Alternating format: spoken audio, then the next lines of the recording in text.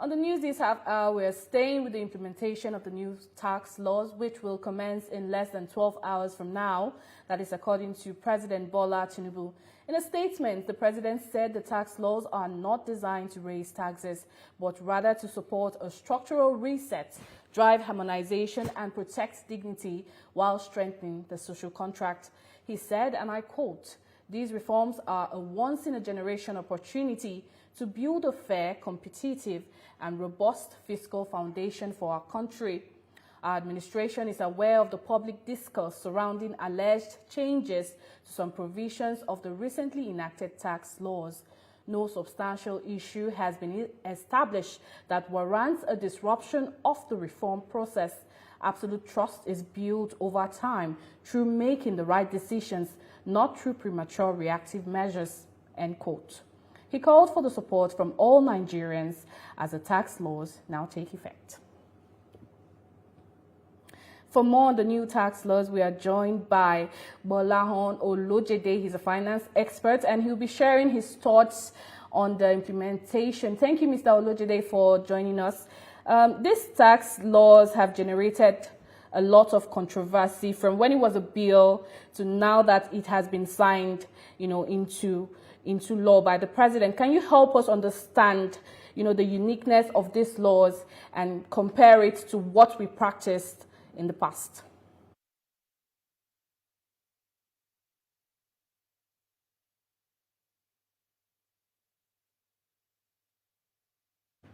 If you can kindly unmute yourself, Mr. Olojede, we are not getting your audio.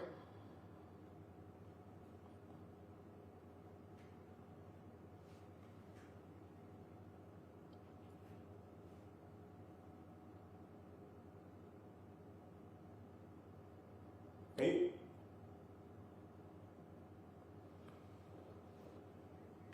Mr. Olojede, can you hear me now? I can hear you. Can you hear me? Yes, I can hear you. I was asking you about the new tax laws. They have generated a lot of controversy from when it was, tax bills to now it being a tax law. Can you tell us the uniqueness of these laws and compare it to what was practiced in the past? Okay. Before now, the proliferation of different taxes, according to the task force, we probably have maybe over 50 different taxes across everywhere you move in the country. You have these other taxes that are not part of what you're used to.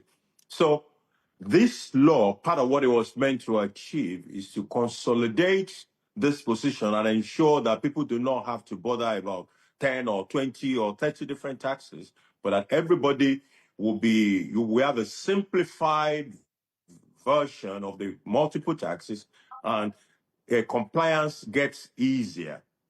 Number two, this is a law, tax law generally are instruments of income redistribution. And this particular law seek to achieve that in a way in which it says, look, the people that are at the bottom rung of the ladder should get some reprieve. So let's look at what they consume and see how we can lessen the taxation burden on their own consumption. And then let's also be able to bring in more income from people who get more from the society. This is income redistribution, and it's one of the things that every tax law seeks to achieve, wherever that might be. So there are differences in certain rates in the new law vis-a-vis the old law. For example, in the old law, the corporate income tax is 30%. In the new law, it is 25%. When you go to the personal income tax, you also see variations. The different tax rate for different income group under the old law. You also have different tax rate for different income group also under the new law. The reliefs under both laws are also different. But essentially, the new law is a much better version that will help us to drive the objective that we have stated under when you call up the law, you will see the stated objective that it's meant to achieve. I think the new laws are better positioned to do that for us than what we had before now. Great feedback there for me. I wanted to know, I believe you've heard a lot of misconceptions about the tax laws, which would include, collecting tax from money that has even been gotten as a gift, and also the disparities in percentages. I want you to clarify some of the misconceptions you have heard and what are we to expect actually? What is the truth? Some of the misconceptions is the fact that, everybody, we're just going to be paying more.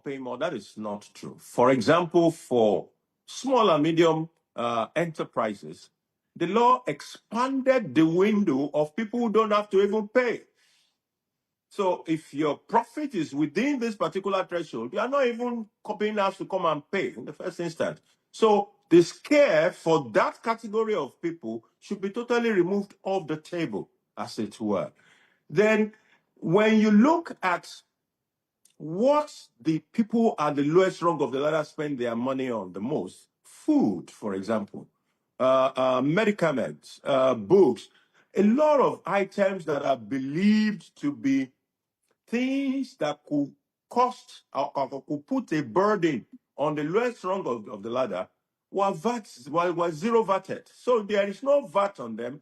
And what that will do is that will, because VAT ordinarily will have added to the cost profile of those items. And the people who are buying it at the other end will have to bear those cost profile. But because they are zero VAT, it will have no impact on the cost of those items, as it were. There is also the misconception, in fact, the one that is, I hardly ever spoken about is the reality, for example, that the corporate income tax is 25% now vis-a-vis 30% under the previous regime. So what that means is that the impact of the corporate income tax on corporations is lower than what it was under the previous law. So the citizens' education, in my opinion, still needs to continue. A lot of people who are commenting on the tax law have not picked the document and read. What most people are working with are bits and pieces that they pick from social media and they interpret in their own ways. If you go into the law in itself, recently I had to make a decision that require me to read the law. And I pulled it off from the gazetted version from the tax appeal tribunal. And I read it. And I was surprised that even I missed out certain details in my understanding of this new tax law. So people need to read more. There has to be more citizens' education to dispel the fear and anxieties around the new tax law.